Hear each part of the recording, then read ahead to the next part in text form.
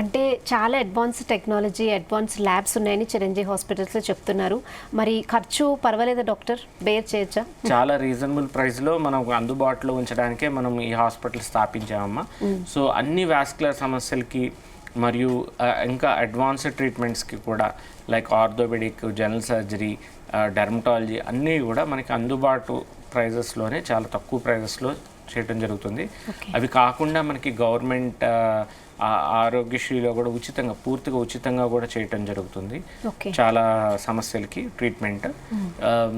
ఇవి కాకుండా మనకి సెంట్రల్ గవర్నమెంట్ స్కీమ్స్ కానీ ఏదన్నా కూడా మనం చాలా తక్కువ ప్రైస్లో వాళ్ళకు అందుబాటు ధరలోనే మనం అన్ని ట్రీట్మెంట్స్ అందుబాటులో చేయడం జరుగుతుందమ్మా Chiranjeevi hospital. Okay, so government schemes కూడా చిరంజీవి హాస్పిటల్స్లో అందుబాటులో ఉన్నాయంట.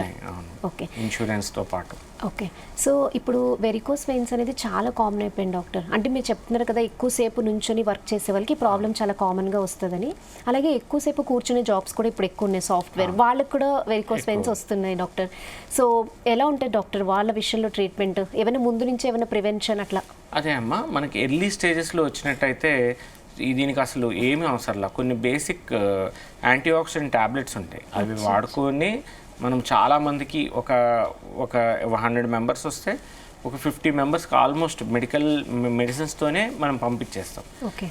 కొంత కంప్రెషన్ స్టాకింగ్స్ అని ఉంటాయి, అవి బేసిక్ యాంటీ ఆక్సిడెంట్స్. ఇప్పుడు మనకి టీలో కూడా యాంటీ ఆక్సిడెంట్స్ అని చూస్తున్నారు కదా, అలాంటి జస్ట్ సప్లిమెంట్ టాబ్లెట్స్ ఇచ్చి పంపిస్తాం.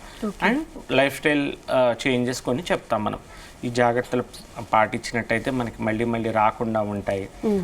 తర్వాత మనకి కొన్ని ఎక్సర్సైజెస్ చెప్తాము, కొద్ది ఫిజియోథెరపీ చేయిస్తాము. ఇవన్నీ చేసి వాళ్ళని కన్జర్వేటివ్గా మేనేజ్ చేస్తాం. ఎవరిలో అయితే తీవ్రమైన స్థితికి వెళ్ళారో వాళ్ళల్లో మాత్రమే ఈ ట్రీట్మెంట్స్ అనేవి, అదర్ ట్రీట్మెంట్స్ అనేవి చెప్తాం. లైక్ దీనిలో కూడా చాలా అడ్వాన్స్డ్ ట్రీట్మెంట్స్ మనకి చిరంజీవి హాస్పిటల్ అందుబాటులో ఉన్నాయమ్మా.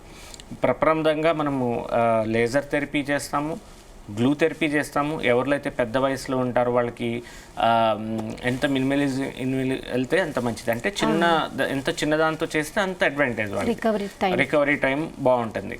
ఇప్పుడు లేజర్లో ఏంటంటే కొంచెం ట్యూమిసెన్స్ అది ఇస్తాం కాబట్టి ఒక 3-4 సూదులు ఇవ్వాల్సి వస్తుంది. అది కూడా లోకల్ ప్రొసీజరే, దానికి కూడా పూర్తి మొత్తం అవసరంలా.